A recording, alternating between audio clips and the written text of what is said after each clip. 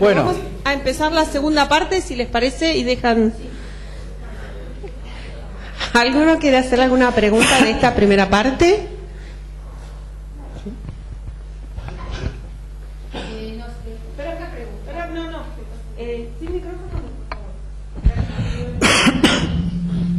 Sí, respecto a lo visto... ¿Sí? Respecto a lo visto, está considerado como es una problemática que es recurrente en los países latinoamericanos, el tema del mantenimiento. Eso está previsto en los proyectos y cómo se ve en las sucesivas, digamos, administraciones. Porque en la parte estética, digamos, es muy lindo como se ve hoy, pero para mantener ese elemento, digamos, unificador, que, digamos, une en el aspecto social y en el aspecto físico, hay que mantenerlo durante el tiempo. ¿Te referís a los últimos casos? Sí, a lo último. Totalmente, está súper metido el tema. Mirá, cuento, a mí me llamaba la atención cuando viví en Bogotá, más allá de tener la suerte de ir a trabajar con Rogelio, tuve la suerte también de alquilar un departamento en las Torres del Parque, ¿no? El edificio emblemático de la arquitectura moderna latinoamericana. Me llamaba la atención que cada tanto yo veía una persona pintando las rejillas de piso del patio. Las Torres del Parque, para el que no la conoce, es un terreno bastante grande en el centro de Bogotá, son 3 torres, pero no tiene cerco. Está al lado de un parque, entonces la gente pasa por lo que sería la propiedad privada. Y lo único que tiene es un cartel de bronce que dice propiedad privada. No tenés puerta, no tenés nada.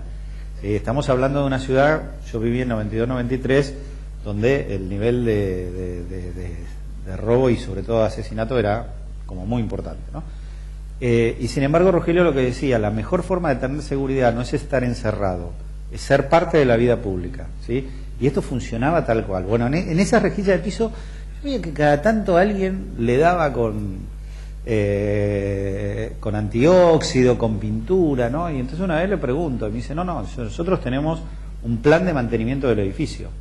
Cada 4 meses se le saca a todas las rejillas, se le saca toda la pintura, se le pone antióxido y se le vuelve a poner pintura. ¿Sí? Y los pisos se enceran con una determinada cera. Es decir, el tema del plan de mantenimiento de un edificio, hay muchos que lo hacen. Me parece que es parte de nuestra cultura no hacerlo. No quiere decir que el resto sea parecidos a nosotros. Y a mí en la gestión pública me ha pasado. O sea, nosotros, ¿cómo mantenemos un edificio histórico? No tenés pautas. Entonces está buenísimo cuando uno lleva adelante desde una tarea de arquitectura a una de planeamiento, pensar en el términos de funcionar. Mañana yo me voy a meter en esto a través de justamente la cuestión económica. Porque nosotros decimos, bueno, crecemos con la ciudad de tal o cual manera y nunca pensamos, bueno, cómo se paga a esa ciudad, cómo se paga en el día a día esa ciudad. Entonces, muchas veces las limitaciones que tienen los municipios no son tanto por la falta de coparticipación de recursos provinciales o nacionales, que sí lo es, porque somos un país en eso muy concentrador en lo nacional y en lo provincial, pero también hay que decirlo, sino por administraciones que tienen mal equilibradas sus finanzas respecto de los costos que tiene la ciudad, ¿no? Pero de eso me voy a meter mañana más directamente.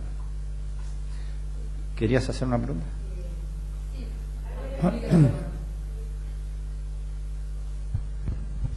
Sí, un poco está relacionada con la pregunta que hizo el arquitecto y tiene que ver con, nos preguntábamos sobre esas propuestas en la ciudad de Medellín de vincular sectores por medio de esas escaleras, sí. Y interesantísimo, sí. Pero nos preguntábamos que es probable que la construcción de, digamos, esas vinculaciones sean participativas, porque nosotros nos encontramos con que en la Argentina siempre que se hace en sectores particulares de la ciudad no hay buena respuesta en el cuidado.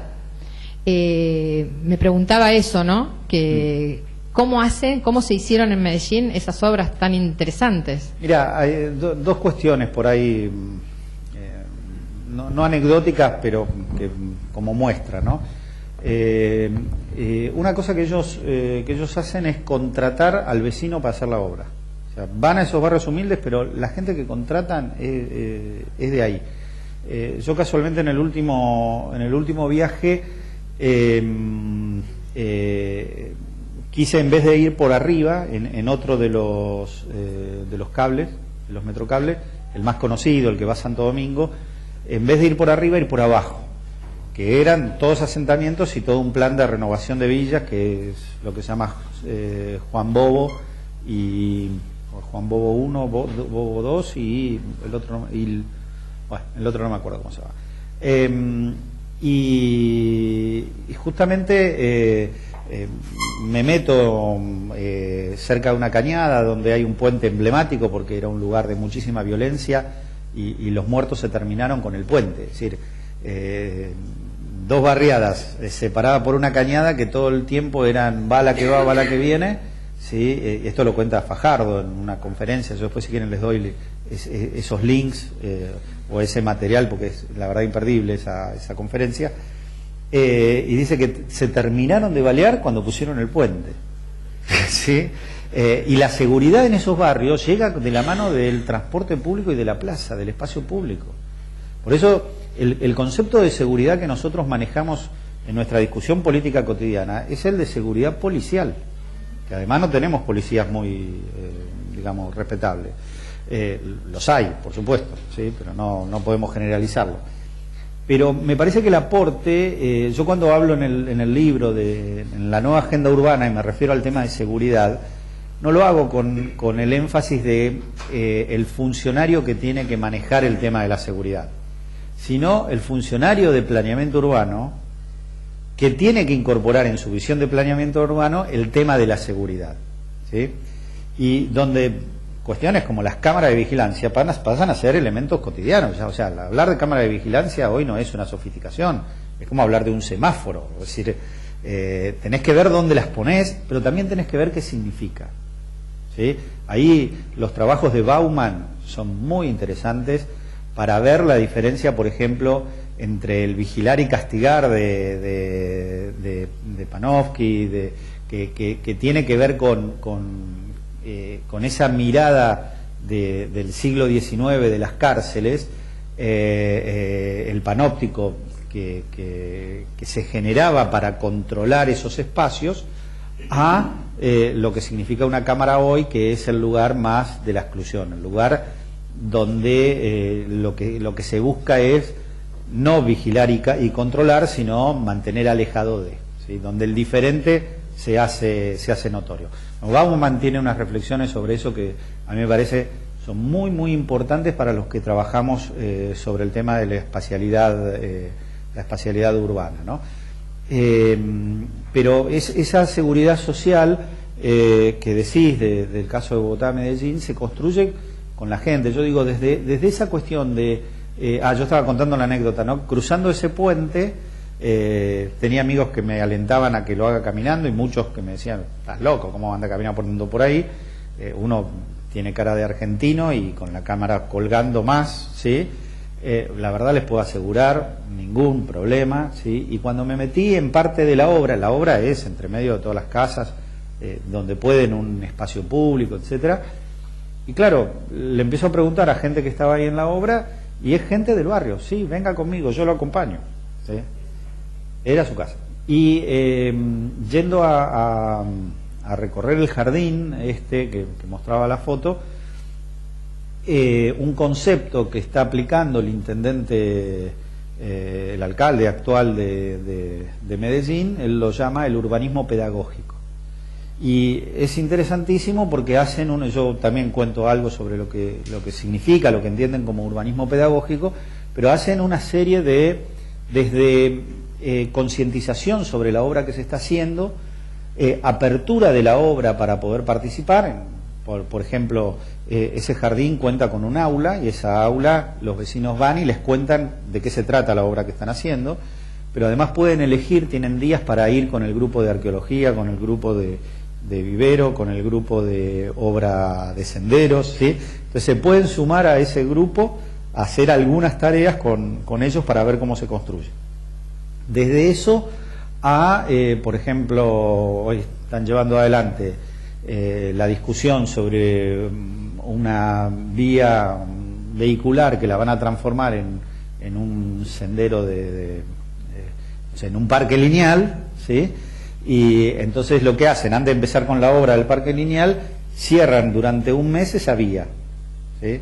Y le ponen, y te dicen por internet o encuestas, ¿sí? ¿Qué le gustaría que haya en ese parque? Y una cafetería, un lugar para jugar a no sé qué, otro para sentarse, y entonces te ambientan el lugar durante un mes, pero arriba del asfalto, con todo lo que propusiste, para que veas si verdaderamente es lo que querés, ¿sí? Y después arrancan con la obra, ¿sí? O sea, bueno, no, pero ¿qué? ¿Cerraste la calle?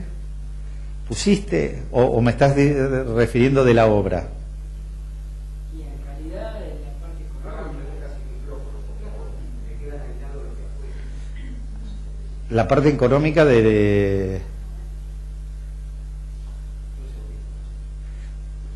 la parte económica de la obra. Hola. Sí. En realidad estaba pensando el gasto que tiene el país, el lugar, la intendencia, para todo lo que se le está haciendo a esa persona o a esas personas para incluirla, el gasto económico que provoca todo eso, porque es una prueba, y si no sirve, y si sirve... Bueno, pero es mejor que hacer la obra y que no sirva.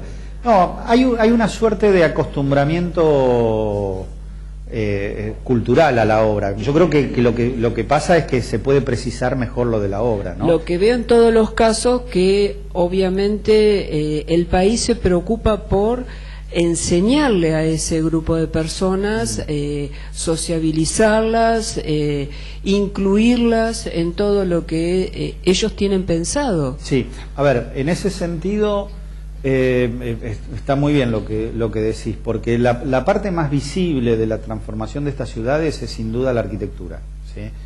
Pero no es la inversión más grande. ¿Sí? Toda la inversión en lo que podríamos llamar construcción de ciudadanía, eso es sumamente importante, ¿sí? Es decir, hay un acompañamiento cívico de lo que son estas transformaciones. Cuando vos hablas de un parque biblioteca, no hablas solamente de un gran edificio hermoso lleno de libros, ¿sí? Estás hablando de un sistema de educación informal que va ahí y de gente porque vos entras a una de esas bibliotecas y la verdad que no te piden nada, ¿sí? Entraste, ¿sí? Y vos vas, sacás el libro, te sentás, te los podés llevar, después los devolvés. Digo, los sistemas de controles son mínimos, ¿sí? Pero hay una cantidad de gente que también te va acompañando en todo eso, ¿sí? Está muy pensado para el usuario, pero en ningún momento te dejan la cosa como librada al azar. Es decir, uno ve que hay un trabajo por detrás, incluso que se lo tenés notebooks o netbooks, podés llevar la tuya, pero tenés ese equipamiento, pero por detrás de eso también hay una cantidad de programas y de redes en las cuales se trabaja, ¿no? Da para una charla entera, ¿no? Obviamente, de ver el caso colombiano, y a mí me apasiona por los amigos, por haber estado, etcétera, pero se puede seguir realmente un poco la evolución. Yo les decía, estuve en diciembre haciendo un curso del Lincoln en Cali sobre asentamientos marginales, sobre regularización, y aproveché otra vez a ir 4 años después de mi último viaje a ver Bogotá y Medellín, a ver en qué andaban, ¿no? Y uno entonces puede chequear la importancia, yo digo, cuando se articula política, planificación y arquitectura, cuando se alinea eso, realmente hay una transformación de la ciudad fantástica. Cuando eso no va muy alineado, la cosa por ahí marcha, pero medio descalabradamente, ¿no? En el caso de Bogotá, yo creo que hoy anda en ese descalabro, ¿sí? Marcha, pero no con la sintonía de otras gestiones, y en el caso de Medellín ha cobrado un nuevo impulso con la gestión actual, que es que es fantástico. Pueden entrar en un link que es el de la empresa de desarrollo urbano de Medellín. Ustedes googleen Edu Medellín o Edu Medellín o empresa de desarrollo urbano de Medellín, ¿sí? Vayan a videos y van a tener una información fantástica sobre lo último. Lo último es el Parque Lineal y el Parque del Río. Pero para entusiasmarlos, Medellín es una ciudad con poco espacio público, parte por su fisonomía, parte por cómo digamos su fisonomía natural y parte por cómo ha crecido con asentamientos, que tiene unos 4 metros de espacio público por habitante. Como ustedes saben, la Organización Mundial de la Salud habla de 10 como un número bueno. Están llevando en unos años la ciudad a 14, ¿sí? Y con 2 megaproyectos que les va a llevar tiempo, esto no cabe duda. Uno es este jardín circunvalar, que, como les digo, los primeros 2 kilómetros ya están, así que yo calculo que en 4 años van a estar digamos, una cifra bastante más grande. Pero busquen el proyecto de Parques del Río, es increíble, porque es el río Medellín que pasa por el centro.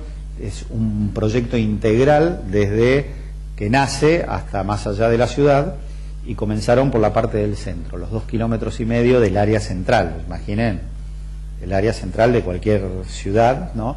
Y ahí lo que están haciendo es las grandes avenidas de entrada y salida, estamos hablando de avenidas de 5 carriles, ¿sí?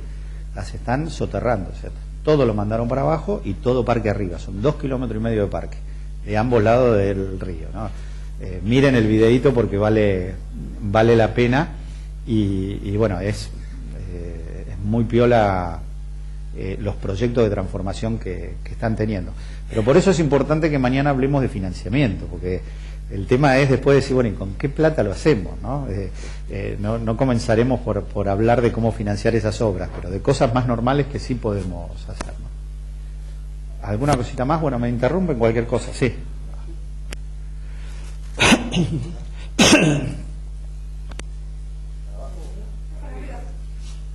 Hola.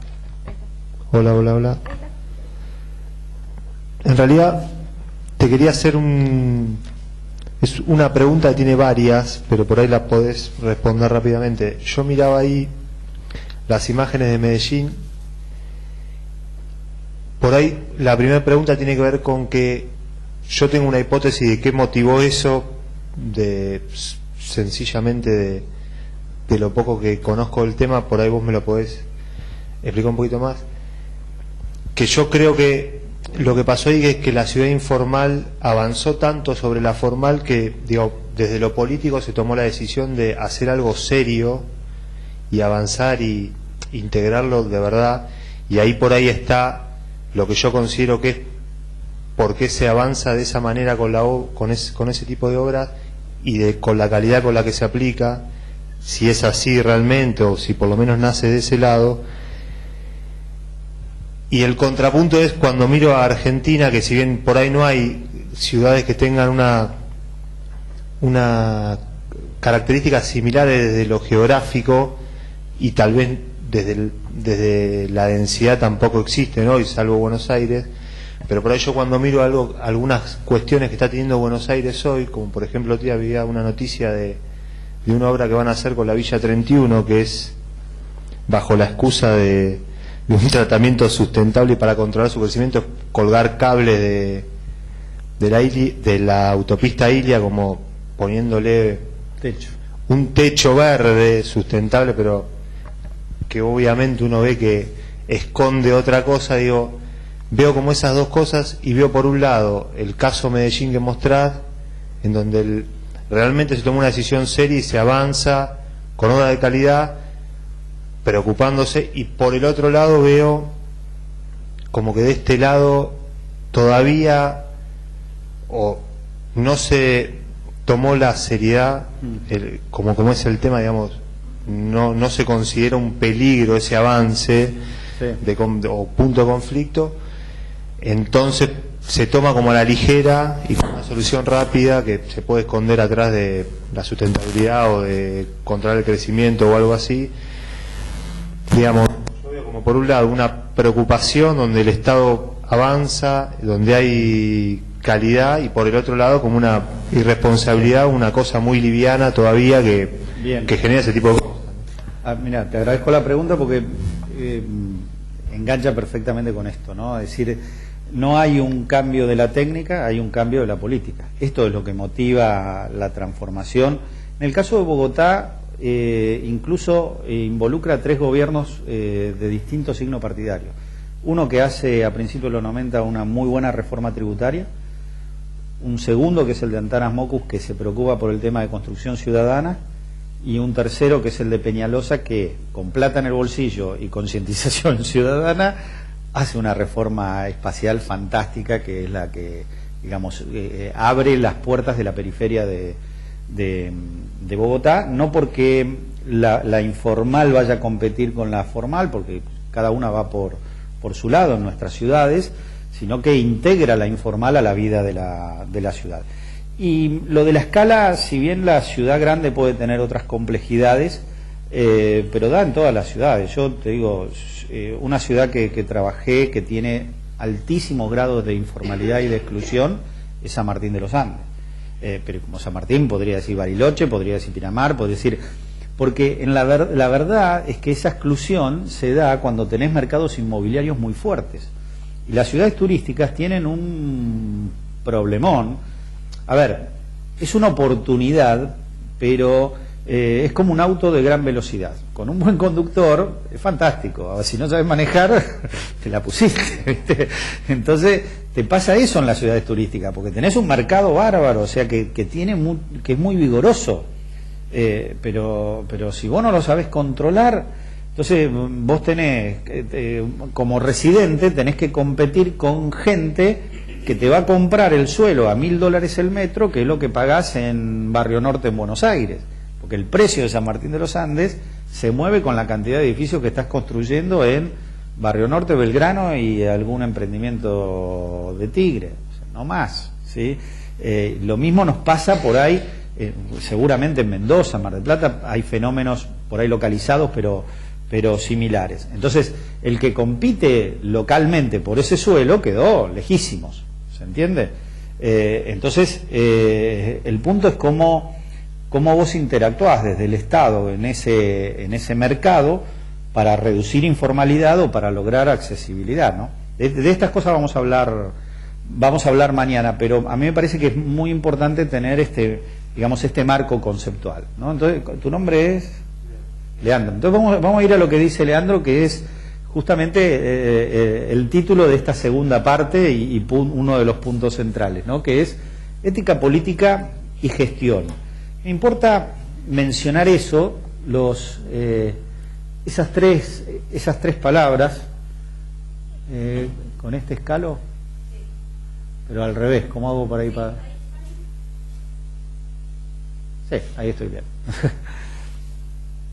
Más o menos si uno graficaría, y generalmente nos gusta el campo de la gestión, ¿no, Daniel? Porque es el que te permite hacer, y el de un gobierno local más porque estás ahí con el problema, con la solución, sos el que tenés. Pero el campo de la gestión tiene límites muy precisos también. O sea, así como es el bueno que nos permite hacer, también tiene límites muy precisos. ¿Cómo cuáles por ahí esos límites, ¿no? El presupuesto es un límite. ¿Sí? Los jefes, ¿no, Leandro, ¿no? Si tenés un jefe para arriba que te dice esto podés, esto no podés. Los procesos administrativos, que pueden ser leyes, ordenanzas o resoluciones que te dicen que esto hay que hacerlo de esta manera y no podés hacerlo de otra manera. Es decir, la gestión es linda, pero tiene esos límites. ¿Cómo supero esos límites? Bueno, el campo de la política es el que nos permite superar esos límites. ¿Sí? Desde el campo de la política yo puedo estar corriendo a un jefe que es molesto. ¿Sí? Desde el campo de la política yo puedo cambiar una resolución, puedo cambiar una ordenanza o una ley. ¿Sí? Desde el campo de la política puedo darle más presupuesto a un tema que me interesa, que me preocupa. ¿Sí? Entonces, lo bueno que tiene el campo de la política, ¿sí?, es que puedo tomar decisiones transformadoras. Claro, tengo que tener gente que quiera tomarlas. Sí, porque también son muchas veces sillas muy cómodas, ¿no? Pero es el ámbito donde yo puedo resolver estas cosas. Cuando uno desde la gestión decís, bueno, a ver cuáles son mis límites, cuáles son, bueno, esos parámetros son como muy acotados, pero la política es lo que me puede ampliar eso. Ahora, por encima de la política también tengo un campo que es el de la ética, donde el campo de la ética nos tiene que encontrar a todos unidos en querer transformar determinadas realidades, aún con las diferencias políticas de cómo implementarlas. ¿Sí? Yo puedo pensar implementarlo de una manera y otro de otra, ¿sí? Y podemos discutir políticamente eso, pero hay cuestiones que no son discutibles, ¿sí? Terminar con la pobreza urbana no puede ser algo que posterguemos más, ¿sí? Y sin embargo muchas veces ni siquiera está en las agendas, ¿no? Bueno, eso es un poquito lo que vamos a ver primero, ¿no? Bueno, lo que les decía, el campo de la gestión, los límites y la forma de razonar típica de un gestor urbano, de un funcionario, es esta, ¿no? Es que construyo políticas en función del presupuesto, ¿sí? Es decir, a ver, me llamaste, sos el director de, no sé, de patrimonio, de espacios públicos, vamos a poner espacios públicos, ¿no? Entonces, ¿tu nombre? Laura. Vamos a llamar a Laura, va a ser la directora de espacios públicos, Mar del Plata, de Pinamar, de no sé dónde. Bueno. Y entonces Laura va a decir, bueno, qué bárbaro, qué sé yo, buenísimo, cuánto voy a ganar, cuántos empleados tengo, ¿sí? Pero, bueno, lo que pueda hacer va a tener que ver con la plata que tenga en el presupuesto. Quiero arreglar plazas, quiero poner veredas nuevas, juegos, forestar, hacer un master plan de espacios públicos, bueno, pero ¿cuál es el presupuesto que tiene? Esta es la mirada tradicional y no está mal, ¿sí? Es decir, miro la plata que tengo en el presupuesto y sobre eso construyo la política. Y esa es la visión que yo llamo tradicional de la gestión pública, y tiene tres características. El presupuesto es por áreas, ¿sí? Laura ya lo dijo, es decir, ¿qué plata tengo en el presupuesto? Eso es una mirada de presupuesto por áreas, ¿sí? Tiene una lógica burocrática, como vamos a ver en un rato, la burocracia en términos de administración, de procedimientos que tienen una serie de reglas, y se evalúa generalmente por inversión. Es decir, porque claro, justamente estoy mirando cuánta plata tengo, y si ejecuté el 80% del presupuesto, el 60%, el 100%, como se suele escuchar, ¿no? Bueno, eso es lo que termino evaluando. Ahora,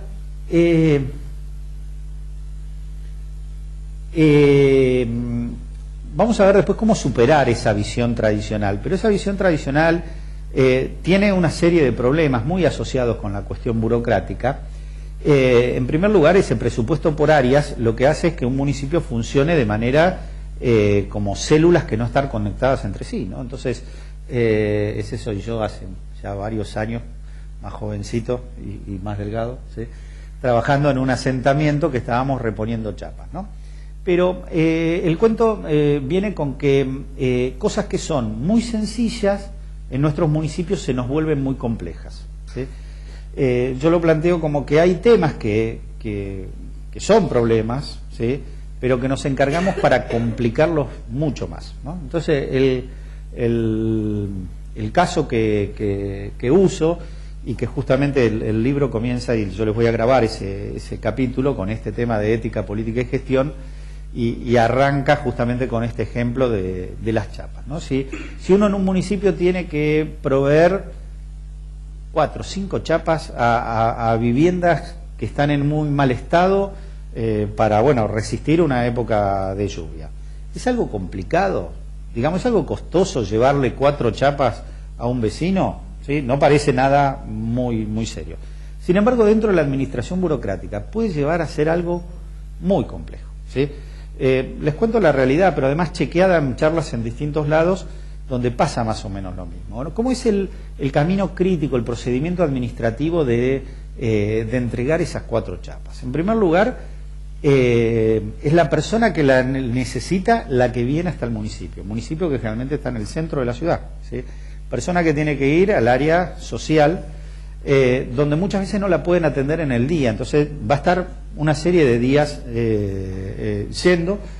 vamos a suponer que no, que es el primer día, que tiene suerte, que la atienden. ¿Quién la atiende? La atiende un asistente social. Ese asistente social le va a hacer una serie de preguntas sobre su condición económica y qué es lo que anda precisando, va a decir que anda precisando unas chapas, va a preguntar varias cosas de su vida, y entonces lo que le dice, bueno, usted vuelva a su casa que nosotros en breve vamos a pasar para verificar lo que usted está diciendo. Y efectivamente, no al día siguiente, pero unos días después, el asistente social en un vehículo municipal va a estar llegando hasta ese barrio, va a buscar a esa persona, pero para poder verificar que lo que le dice es que vive sola, que tiene 4 pibes, que la casa es un desastre y que se le entra agua, es verdad. Ahora fíjense que esa persona no se puede mover, es más, no se mueve de su casa por miedo a que esa asistente pase y no la encuentre. Entonces quedó ahí también súper limitada por eso, ¿no? Eso ya sí no se hace de un día para el otro, empieza a demorar una serie de días. Ese asistente vuelve, ¿sí? No estoy teatralizando nada, les estoy contando cómo es el procedimiento, ¿no? Más o menos, algunos municipios lo han mejorado, pero en algún momento ha sido así seguro, ¿no? El asistente vuelve, hace un informe y se lo eleva a su jefa, quienes entonces deciden que es necesario mandar una persona para hacer una evaluación técnica, porque el asistente social hace la evaluación social, no puede hacer otro tipo de evaluación. Entonces, tiene que ir alguien del área técnica de vivienda para poder hacer eso. Pero entonces, ese pedido que va del asistente social a su jefe, tiene que subir toda la escala burocrática, ¿sí? Es decir, de jefe a director, de director a secretario, para poder pasar del secretario al secretario de Obras Públicas o cargo similar, y bajar toda esa escala hasta que llegue a un personal técnico que tiene que ir a verificar las condiciones que el asistente social había verificado, pero desde el punto de vista técnico. ¿Se entiende? Ese procedimiento, que son los que llamamos pases, ¿sí? Viene un expediente, pase, y que le tenés que poner un gancho, ¿sí? Puede suceder que de repente una persona, me pasaba a mí como funcionario, nos íbamos con Daniela a un congreso en Rosario, 3 días, y eran 3 días que no firmabas pases. ¿Sí? En una escala de 10 personas que tienen que firmar, se te demoraba todos esos expedientes, ¿no? Bueno, este técnico, maestro mayor de obra, arquitecto, ingeniero, va, dice, tiene razón, las chapas son un desastre, hay que cambiarla, hace su informe, que vuelve a hacer toda la vuelta al revés, ¿sí? Hasta que llega al área social de nuevo. Cuando llega al área social de nuevo, el área social tiene que hacer algo parecido, pero mandándolo a economía, para que vaya primero un área que es planeamiento presupuestario, para que planeamiento presupuestario diga, tienen plata, ¿sí? Y entonces finalmente le habilita a economía para darle una orden de compra de las chapas o un cheque directamente para eso, entonces le mandan al área social eso. Eso que tarda generalmente unos 2 meses, ¿sí? En serio, ¿sí? En serio. Y que lo que muestra, digamos, es como el procedimiento burocrático, que el origen de la burocracia es muy interesante lo que busca, ¿sí? Pero se desvirtúa totalmente, hace que no entendamos que el municipio, el Estado en sí, lo que hace es brindar servicio. Y servicio es relación con las personas. Digo, ahí se perdió absolutamente. Lo nuestro no es entregar chapa, lo nuestro es construir ciudadanía. Evidentemente ahí la estamos destrozando la ciudadanía, por más que le demos las chapas. Pero al margen de eso, hay 2 cosas que son poderosamente llamativas. Primero, si la gente necesitaba 5, 6, 7 chapas, no le dan esas. ¿Por qué? Porque la concepción tradicional de esa visión tradicional es a todos les vamos a dar lo mismo, porque somos equitativos e impersonales. Entonces a todos le damos 4. Y si vos necesitas 5, o sea, con 4 no solucionaste el problema, ¿sí? ¿Se entiende lo que quiero decir?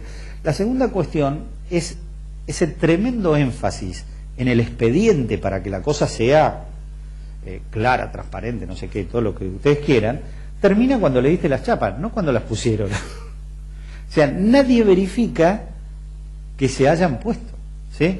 Entonces, es más, como ese es el sentido, vamos a comprar la chapa más barata, compren cada chapa de cartón, así a todos le podemos dar. Y al año siguiente tener el mismo problema. ¿Se entienden cuál es el problema de la visión tradicional? La visión tradicional es una visión que está muy centrada en el hacer, no en el transformar. Nosotros necesitamos cambiar esa política del hacer al transformar, ¿no? Entonces, ahí viene el campo de la política, ¿sí? Ese es Sergio Fajardo, ¿sí? El alcalde de Medellín que les contaba, ¿sí? El campo de la política es el campo de la transformación. Porque fíjense que en el caso que yo les cuento de las chapas, mi problema no es cuánta plata tengo para comprar chapas. Mi problema es cambiar el sistema administrativo, ¿sí? Yo cuento esa anécdota porque la pude vivir de punta a punta, ¿sí? Y nosotros comenzamos a entregar en menos de 48 horas. Y no hicimos magia, y no teníamos más plata. Lo que hicimos, cambiamos el procedimiento administrativo. O sea, armamos lo que a nivel local se llaman unidades ejecutoras. La unidad ejecutora es un nombre espantoso, pero administrativamente lo que hace, sí, es espantoso. Lo que hace la unidad ejecutora es no recomponer un organigrama, sino crear una unidad de enlace entre distintas áreas, ¿eh? Entonces, en los papeles teníamos una unidad ejecutora entre el área social y el área técnica, en la cual la obligación era que se junten a tomar mate 2 horas día por medio, no sé, nada, ¿sí? Pero era justamente evaluar juntos los casos, ¿sí?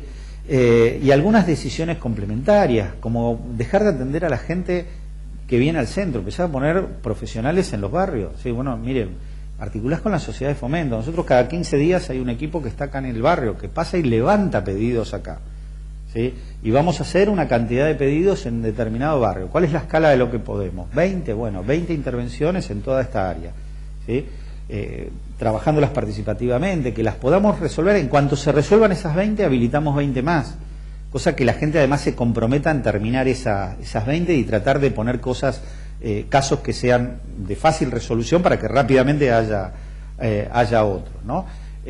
Hacer un expediente administrativo para comprar materiales, porque la verdad que era siempre cemento, cal, tirante, chapa, clavo, o sea, son 6 o 7 materiales, no es que tenías una agenda de materiales. Entonces, directamente era, bueno, a ver, con economía, habilitarme una cuenta en el corralón tal por 1 millón de pesos, 500.000 pesos, lo que sea, para sacar este tipo de materiales, ¿sí? Y entonces directamente eso te permitía estar en el terreno, ver cuáles eran las necesidades y decir, mañana o pasado tenés las cosas acá, ¿sí? Entonces, eso nos cambió toda la posibilidad de cómo trabajar el tema, ¿sí? Por ejemplo, a nosotros nos cuesta mucho desde los municipios comprar materiales como puede ser el ladrillo común o la arena. ¿Cómo la controlás? ¿Sí? Acá hay 8.000 ladrillos y por ahí, sí, por ahí hay 6.000, 7.000, pero además roto, ¿sí? Ahora, cuando el vecino va a comprar el ladrillo común,